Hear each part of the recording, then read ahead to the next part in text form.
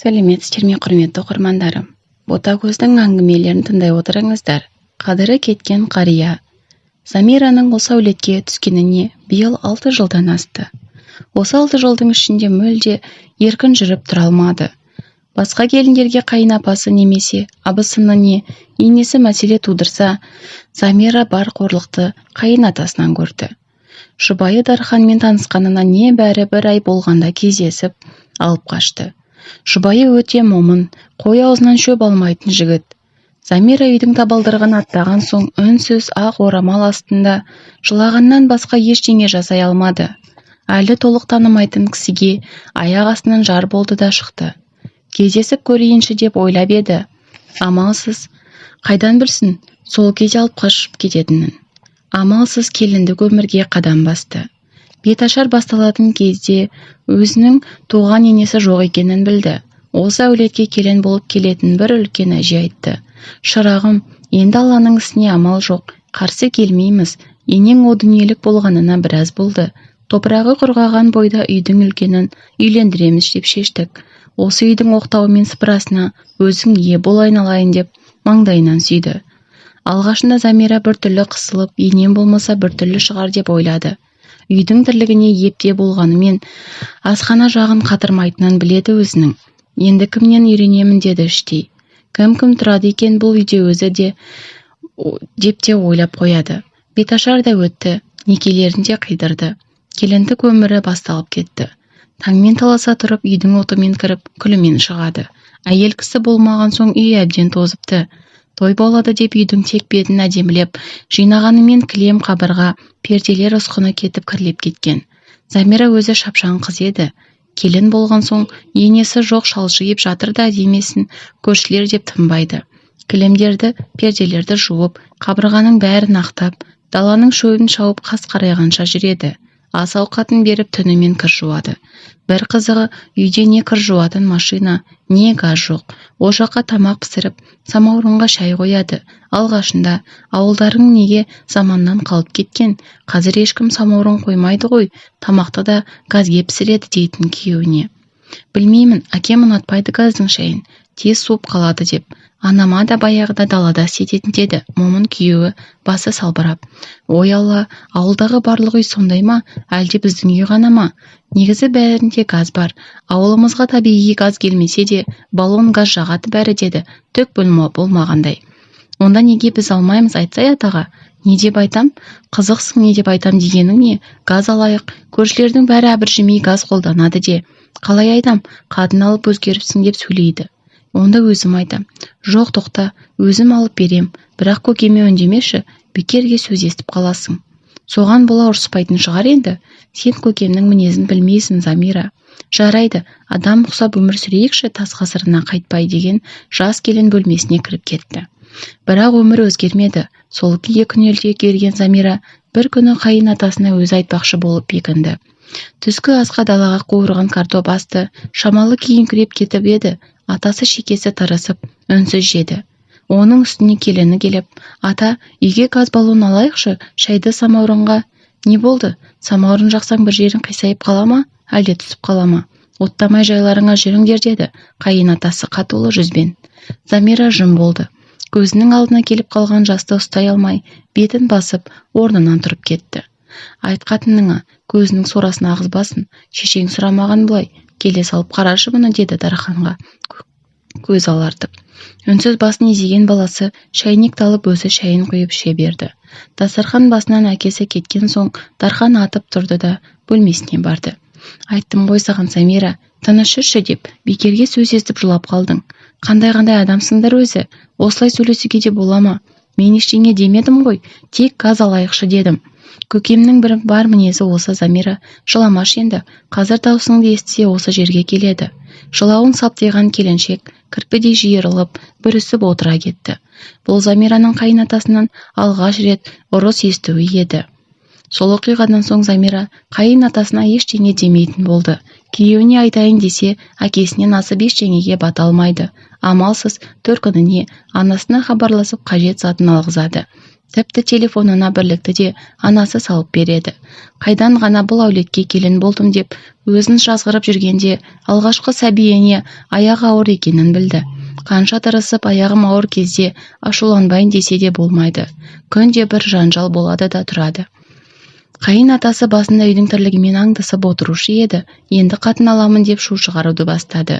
Әрине, онысына ешкім жоқ демеді. Себебі жасы әлі 50-ге толмаған еркек болған соң, жанына серік болып кемпірі жүрмесе де болмайды. Шалы болмаса ел кісі болғанда отырушы еді, немерелерін бағып, солармен уақытын өткізіп. Ер кісіге қиын, жарайды деп ағайын туыс жиылып, үйлендіретін болып шешті. Жан-жақтан ажырасқан, отырып қалған, күйеуі қайтқан әйелдерді іздестіре бастады. Қайын атасының үйленетіні ең алғаш болып қатты қуанған Замира болды. Себебі атасы үйленсе өзімен өзі болады, тіпті бөлек шығуымыз да мүмкін деп ойлады. Күйеуінің табысы жаман емес шүкір. Одан қалса берсе сәбиін қолына алып, жасынан ауырса, асырса бақшаға беріп өзі де жұмыс жасайды. Осылай армандап жүргенде қайын атасына дұрыстау бір келіншек болады деп ажырасқан әйелмен туыстары таныстырды. Бір көрген соң-ақ үйленем деп шешкен қария әйелін үйіне алып келді. Кішігірім ас беріп имам шақырып некесін қиды. Енесі Мақпаста келген күннен-ақ ене болып жарытпады. Үйден шықпайды, бөлмесіне жатып тек ұйықтайды, теледидар қарайды. Қонақ бөлмеде тұратын теледидарды өздерінің бөлмелеріне кіргізіп алды. Тек ас ішуге ғана шығады бөлмесінен. Не бір адаммен сөйлеспейді. Бір зат қажет болса шалын жұмсайды. Қайын атасы келіншегінің алдында қордай жорғалап айтқанын істейді. Тіпті бөлмесіне су апарып береді. Замира атасының өзгергеніне қатты қуанды. Әсіресе миының тыныштығына шүкір дейді. Бірақ Замираның қуанышы көпке созылмады. Әлгі енесі Мақ бір күні үшті-күйлі жоқ болып кетті. Замира төркініне кеткен болатын. Дархан жұмыста, әлгі әйел шалын базарға жұмсапты. Әйелінің айтқанын екі етпейтін шалы базарға құстай ұшқан ғой. Сол уақытты пайдаланып, көптен бері аңдып, барлық заттың қайда тұрғанын анықтап үлгерген әйел қымбат бұйымдарды қолды қылып тайып тұрыпты. Замира төркінінде алаңсыз жүрген. Телефоны шырылдай жөнелді. Алло, Дархан, қалайсың? Қалайсыңдар, Замира? Жағдайың жақсы ма? Үйге қашан қайтасың? Не қылды, тыныштық па? Біраз бол дегенде тағы 2-3 күн болайын деп едім. Бүгін келмесең болмайды. Ана әйел үйдегі бар затты ұрлап кетіпті. Қандай әйел? Кімді айтасың? Ұрлағаны нес? Нені ұрлапты? Келген соң сөйлесеміз деді де Дархан телефонды сөндіре салды. Түтігіп тұр. Ашуын кімнен аларын білмейді. Замира телефонды қоя салып заттарын жинастыра бастады. Асығып жүр, ішінде бір уайым тұр. Артынан келген алтындарын шкафқа тығып кетіп еді. Қас қылғанда күміс таққысы келіп, алтынын тастап кеткенін қарашы. Құдай-ай, алтындар орнында тұрса екен, бөлмемеге кірмеген болсыншы. Неге сумкама салып алып кетпедім екен? Сөмкесін көтеріп бөлмеден шыға бере анасымен қақтығысып қалды. Ақыры не болды түтігіп? Жол болсын, 2-3 күн жатамын дегенің қайда? Мам, кетпесем болмайды. Үйде бір сұмдық болған сияқты. Кейін звондап түсіндіріп берем деді де, еске қарай тез-тез адымдай түсті. Үйіне дейін такси ұстады да, көлікте отырып қайта-қайта телефонға қарай берді. Ал Дархан не әкесіне айтарын білмей, не милицияға хабарласарын білмей, үнсіз отыр. Әкесі де басы төмен салбырап, көңілсіз күйде. Қас қарайғанда үйге кіріп келген Замира атасына сәлем салды да бөлмесіне кірді. Дархан жоқ, төсектің бас жағында тұрған шкафқа жүгірді. Есігі ашық, шашық жатыр. Іші ақтарылған. Ішін іздеп алтындарын таппады. Жерге отыра кетті. Көз алдына келіп қалған жасты сүртуге шамасы да келмеді. Замира біраз уақыт жылап отырды да бөлмесінен шықты. Дархан әлі келмепті. Атасының бөлмесіне басын сұғып еді, қаннен қаперсіз ұйықтап жатыр. Атасын жек көріп кеткені соншалық, Замира тіпті түріне де қарағысы да келмеді. Ас бөлмеге барды да шай қойды. Басы сынып ауырып тұр. Есіктен Дарханның келгенін сезді. Екеуі ас бөлмеде отырып шай ішті. Ұзақ сөйлесті. Дәріхан әлгі өгей шешесінің үйіне іздеп барыпты. Үйіндегілер білмейміз, көрмейміз деп шығарып салыпты. Кетіп бара жатқанда көрші кемпір тоқтатып, балам, жайшылық па, деді. Тыныштық апа, мына үйден бір кісіні сұрап келіп едім. шырағым, ол кісіні іздеп бұл үйге көп адамдар келеді. Тағы бір үйге тұрмысқа шықты дегенде ішімізден байғұс кімнің түбіне жетер екен енді деп едім. Ол кісіні іздемей қойғаның дұрыс, құтылғаныңа шүкір де қарағым. Әке-шешесін жерге қаратып, ел алдында әбден абыройын төгіп біткен ол, тіпті бір қызымыз жоқ деп есептейді. Қартайып, бір аяғы төрде болса, бір аяғы көрде отырған әке-шешесіне қиын деді әлгі кемпір. Ештеңе дей алмаған күйі Дархан үйіне қайтты. Сонда, ол сондай екен деп үндемей қоя саламыз ба? Іздеп тауып заттарымызды алайық та енді. Ол уже заттарды сатып үлгерген шығар. Сатып жіберсе, қайта сатып алып берсін. Сотқа берейік. Әйтеуір бірдеңе істейік та, қол қусырып отыра береміз бе? Білмеймін, басым қатып кетті. Тек алтындарды алса мейлі ғой, бар бағалы заттарды алған ғой, үйдегі жинаған ақшаны да қалай ішін күймейді деп Замира жылап жіберді. Не істе дейсің енді? Милицияға хабар берейік. Ол осы жерде кезде бөлмесінен шыққан қайнатасы. Жоқ, ешкім ешқайда бармайды. Болар іс болды. Енді жетпегені пәленшенің қатыны ұры болып шықты деген атқа қалуым керек еді. Тыныш қана ажырасып кетемін. Онсыз да тастап кеткен жоқ па сізді деп Замира атасына жалт қарады. Ой, әкеңнің тарт тіліңді деді қайнатасы. Араға түсе алмаған Дархан тағы үнсіз қалды. Оның үнсіздігін келіншегі жақсылыққа баласы, әкесі қатын жандысың, сүмелексің, итсің деп жер-жебіріне жетті. Содан кейін бұл оқиға сол күйі, жабулы қазан жабулы күйінде қалды. Әкесінің ықпалынан шыға алмаған ол мен қайынатаның қаһарынан шыға алмаған келіннің өмірі осылай өтіп жатты. Замираның ай күні жетіп, аман есен босанып алды. Өмірге шекесі торсықтай ол бала әкелді. Замира мен Дарханның қуанышында шек жоқ, тек атасы ғана немересіне емірене алмады. Ол қазір мүлде өзгеріп кеткен. Баяғыда жұмыс жасап, ақша табу дегенді тастаған. Қазақта еркекті 40-нан асқанда қылық шығарады деуші еді. Атасы елуден сергенде әйел атаулыға қызығып бастады. Тағы үйленемін деп табандап тұрып алды. Күні түні телефон шұқылап жатқан әйелденмен сөйлесіп мәз болады. Немересін бесігімен әкеліп берген келініне алара қарап, басым ауырып тұр, өзің қара балаңа дейді. Ата, телефонмен сөйлесіп отырып тербете отырыңызшы деді үй тірлігіне асыққан Замира. Амалсыз бесік тербетуге көшеді. Сонда да телефонын тастамайды. Осылай күндер өтіп, қайынатасы тағы үйленді. Бұл жолы телефон арқылы өзі тапты. Барып өзі алып келді. Ешкімге білдірмей тек үй ішінде ғана молда шақырып некесін қидырып үйленді. Енді өмірі жақсарып кетер деген Замира көңілі орнына түскендей болды. Бірақ іштей бір күдік мазалап, жүріп тұрған сайын өзінің бағалы заттарын тықпыштап жүретін болды. Бұл жолғы өгей енесі алдыңғыдай емес, ашық мінезді, сөзшең болып келді. Тап бір Замирамен құрбы секілді араласып кетті. Енемін деп отырмайды. Замирамен бірге үй тірлігін істеп, бір тыңбайды. Қайынатасы алғашында кемпірімен жақсы қарым-қатынаста жүрген болатын. 2 ай өткен соң кемпірі төркіндегі мектеп оқитын бір қызын қолына алмақшы болып үйге ертіп келді. Есіктен кіргеннен жақтыртпаған шалы, мынауың кім?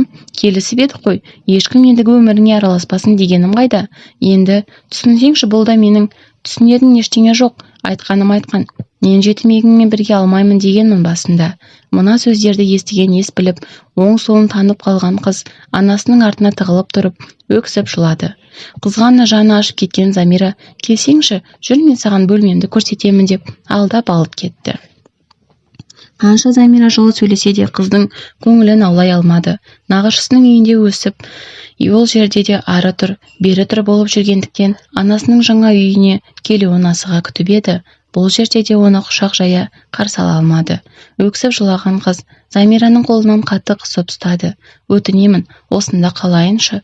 Қорықпа, әрине осында қаласың де өзіне тартып бауырына басты. Осы кезде есіктен кірген өгей анасы Замираның құшағынан қызын босатып алды да өзінің құшағына басты. Жаным қызым, біз екеумізді ешкім түсінбейді, ешкімге керек емеспіз. Тек екеуміз ғана бір-бірімізге керекпіз.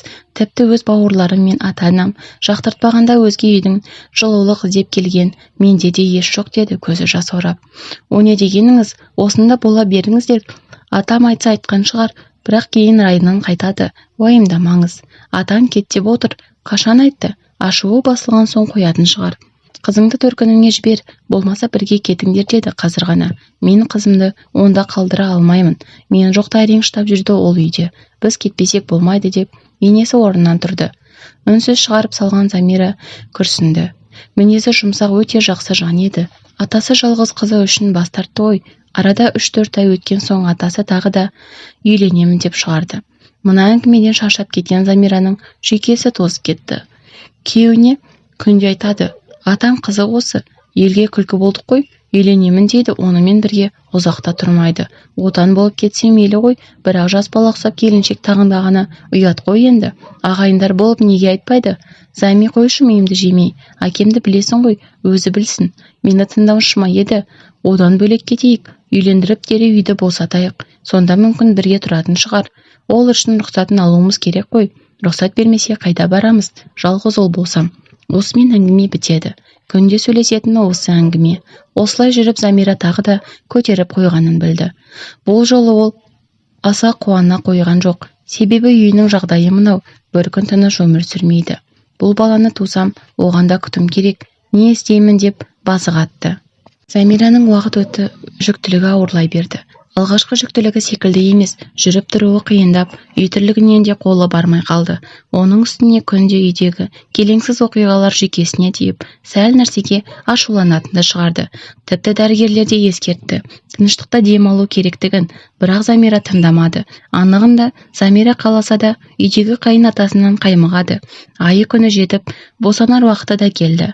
Дархан жұмыста, телефонмен хабарласайын десе бірлігі жоқ, сол баяғы ақша жоқ. Әлі күнге дейін анасы бірлік салып береді. Толғатып жүргеніне 2 сағаттан асты. Дарханның жұмыстан келуін күтті. Кеш батып барады. Қақпа алдына көлік келіп тоқтады. Асықпай сыртқа шыққан Замира күйеуіне перзентханаға апаруын сұрамақшы. Бірақ қақпа ашылғанда тосылып тұрып қалды. Қайын атасы екен, жанында бір әйел тұр. Амансыздар ма? Ата, мен перзентханаға бармақшы едім. Дархан келді деп ойлаппын. Перзентханаңа кейін барасың. Мен бүгін үйленіп жатырмын. Қазір қонақтар келеді үйге. Қамдан деді өктеммен. Мен ата менің қалым жоқ тірлік істеуге. Оттамай күреге. Қарамыны сөз қайтаруын. Жаным орнынан ұшына келген Замира. Мен туамын қазір. Сізге 2 қой 1 сом болып тұр ғой. Ұялмайсыз ба? Немереңізді алдыңызға алып отырудың орнына жүрісіңіз мынау, желік қуып. Жас емессіз ғой. Қанша рет үйленгеніңізді тіпті ұмытып қалдық қой. Үйдің берекесін алып адам ұқсап оттан да болмайсыз, онымен қоймай. Ел жұрттан ұялмайсыз ба? Ой, әкеңнің көргенсіз. Өшірініңді. Тәк, тура тұр келін шырақ. Қанша рет үйленді дейді? Маған бәйбішем қайтып үйге әйел кісі керек дегенің қайда? Алдымен үйге кірейікші, сосын асықпай отырып сөйлесерміз. Жоқ, осымен доғар. Мен өмірімді өтірікпен бастағым келмейді деген әйел теріс бұрылып қақпаға беттеді. Артынан ерген болашақ шалының сөзін елеместен шығып кетті. Көлікке дейін жалынып, өлердегі сөзін айтып жүрген оған алара бір қарады да көлікке мініп жүріп кетті. Қайын атасының қазір сойқан шығарарын білген Замира перзентханаға деп жиғып қойған сөмкесін алып сыртқа шықты. Көшеден көлік тоқтатып кетіп қалмақшы. Қарсы алдынан қайын атасы шықты. Әкеңнің қаншық, сенің кесіріңнен кетті. Қатынымды келмей жатып сен құрттың деп, босағада ілініп тұрған ескі қамшыны алды да келінінің арқасынан осып жіберді. Айқайлап үлгермеген Замира тұрған күйі сулап түсті. Құлап бара жатқан есінде, жердегі текпекшіктің қырына басымен құлап бара жатыр. Ары қарай есінде жоқ. Қолымен ұстап қалатын бірдеңе іздеп ауаны қармап жатқан есінде. Тіпті баласында ойлап үлгерді. Босанатын болсам деп анасының үйіне апарып тастап еді. Көзін ашса ауруханада жатыр, есін білмейді. Не үшін жатқанын да қалай бұл жағдайға түскенін де, кім екенін де түсіне алар емес. Мына дүниеге жаңадан келгендей талықсып қайта ұйықтап кетті. Тағы бір көзін ашты. Дәрігер дәрі егіп жатыр екен. Қайта ұйықтап кетті. Тағы да оянды. Бұл жолы палатада бір келіншек жатыр екен, басқа жан баласы жоқ. Басын көтерейін деп еді, ауыр сияқты ма қалай өзі, ақырын ұстап көріп еді. Басын дәкемен таңып қойыпты. Жағдайы жақсы сияқты. Бағана бір ай оянғанында денелері дел-сал болып ауырсынып тұр еді. Қазір өзін жақсы сезінеді. Бетін бұрып жаңағы келіншекке қарады. Сәлеметсіз бе? Мен бағана оянғанда жоқ едіңіз. Қазір келдіңіз бе? Сәлем. Мен одадан асып шығып осы палатаға келгеніме 3-ші күн бүгін. Сіз ұзақ ұйықтадыңыз. Мені біреу іздеп келді ме? Жалпы мен кіммін? Ештеңе есімде жоқ. Иә келді, күйеуіңіз, анаңыз бен кішкентай балаңыз келді. Замира екенсіз. Осылай атап жатты барлығы. Замира біраз ойланған ол өзінің есімін естіген соң ақырындап есіне еміс бірдеңелер шырмауытып түсе бастады. Осы мезетте ақ халатты дәрігер мен Мейірбике кіріп келді. Ал саламатсыз ба Замира, жағдайыңыз дұрысталды ма? Деді күлімсіреп. Кешіріңіз, менің есімде ештеңе жоқ. Мен не үшін жатырмын мұнда? Уайымдамаңыз, уақытша еш жоғалту ғой. Бәрі орнына келеді тез-ақ. Анаңыз бен күйеуіңіз келді. Дархан мен анасы кіріп келгенде Замира жылап жіберді. Ақырындап есін жия бастады және өзінің аяқ ауыр екені есіне түсті. Балам, менің балам, мама, мен 2 қабат едім ғой деп дереу ішін сипады. Уайымдамаңыз, балаңыз дін аман. Сіз бір жеті жаттыңыз. Балаңыз да осында арнайы Мейірбике қарап жатыр, деді бас жағында дәрі егуге дайындап жатқан Мейірбике. Мен оны көруім керек. Ол ма қыз ба, мама, деді анасына қарап. Емізгіңіз келмей ме деген Мейірбикенің сөзін естігенде Замираның тұла бойы шымырлап, көкірегі сыздап қоя берді. Медбике әкелген ұлын емізіп, жүзіне тоймай қарап, біраз отырды. Кенет жүзін дереу анасына бұрып жалт қарады. Одан келгелі басы салбырап, үнсіз отырған күйеуіне бұрылды. Ата қайда? Білмеймін. Қалай білмейсің? Қалаға кеткен көрінеді, деп Дархан сөзінің соңын жұтып қойды. Сол қақпаты есіңе түсірмеші қызым. Өлсін ол сол жақта ар-ұяттан безген. Мені сол кісі ұрды, арқамнан қамшымен ұрды. Қазір аздап ашып ауырады. Бірақ білем, ол үшін жатқан жоқпын бұл жерде. Иә, қамшының тигені үшін емес, сен басыңмен құладың жерге. Миыңа аздап салқын келген, ота жасады. Қан қатып қалмас үшін тазалады. Бірақ арқаңды да қамшы жыртып жіберген, оны да тікті. Не үшін? Менің жазығым не? Дүниеге немересін алып келген дегенім бе, деп өксіп жылады. Замира, жыламашы. Саған жылауға болмайды, тағы да ауырып қаласың. Мені неге қорғай алмадың, Дархан? Саған айтып едім ғой, бөлек кетеміз деп. Қой қызым, Дарханда нем бар? Итте болса әкесі қалай безіп кетеді? Мені өзі де қашып кетіпті ғой, ұятсыз. Арызданасың ба, деді Дархан келіншегіне қарап. Жоқ, енді елге масқара болғанымыз қалып еді. Келіні мен қайынатасы соттасып жатыр деген. Қайтып келсе келер, маған енді бәрібір. Бірақ енді өзімді қорғай аламын де. Соңғы сөздерін сенімді айтқан Замира терезеге бұрылып терең дем алды. Замира үйіне келгелі 3-4 күн болды. Ақырында үй шаруасына да араласып жатыр. Анасы бірге келген, бір жетіде көмектесіп кетпекші. Өзі отадан шықты, баласын да кесіртілігімен алды. Сол үшін Замираға күтім керек. Дархан жұмысында қайнатасынан хабар жоқ. Замира іштей келмесе екен деп тіледі. Бірақ қайда барады? Айналып бәрібір келеді ғой деп ойлады. Анасы біраз күн жүріп бар тірлігін істеп үйіне қайтты. Күндіз Замира үйінде 2 баласымен қалады. Кешке күйеуі келеді. Осылай бақытты өмір сүріп жатты. 2-3 ай қайынатасынан хабар болмады. Бір күні үйге көрші келіншек жүгіріп келді. Бірдеңеден қорқалғандай келе салып бір кесе шайды сіміріп алды да өсекті бастап кетті. Зәми, саған бірдеңе айтайын ба? Ол не, тыныштық па? Біздің күйеу кеше қалаға кеткен, машинасы бұзылып, соған темір-тесек алам деп сенің қайнатаңды көріпті. Қойш, не істеп жүр екен? Барып амандасыпты. Баяғыда емес, мінесі жұмсарып жуас боп қапты дейді. Бірақ баяғы әдетін қоя алмапты. Бір кемпірдің үйіне кіріп алыпты. Құрылыста істеп жүр екен. Сендерді сұрапты. Сені сотқа береді деп ойлап қашып кеттім депті, деді. Көрші келіншек ауыз-аузына жұқпай өсегін сапырды. Мейлі, қайда жүрсе де аман болсын. Қалай сабырлы боласың не осы сен? Сенің орныңда болсам баяғыда ақ түрмеде шірітіп, күйеуіммен рахаттанып өмір сүрер едім. Оны қаматқанда маған не пайда? Жаман болса да күйеуімнің әкесі ғой. Құдайдан қорықтым, деді Замира байсалды үнмен. Көрші келіншек тағы бірдеңелер айтып еді. Замира ойы басқа жақта болып, дұрыс тыңдай алмады. Қой, мен кеттім, сиыр сауым керек, саған бір ауыз айтып кетейін деп едім, деген көрші келіншектің дауысы ойын бөліп жіберді. Жарайды, рахмет, деген Замира ойланып отырып қалды.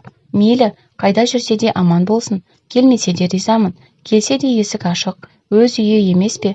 Расында бізді қуып шығуына да болады ғой, келіп жатса бір мәнісі болар, ешқандай ренішім жоқ, бала шағам, күйеуім, атбасым аман болсын, келмесе тіпті ризамын, деген Замира орнынан тұрып кешкі астың қамына кірісті. Осымен әңгіменің соңы.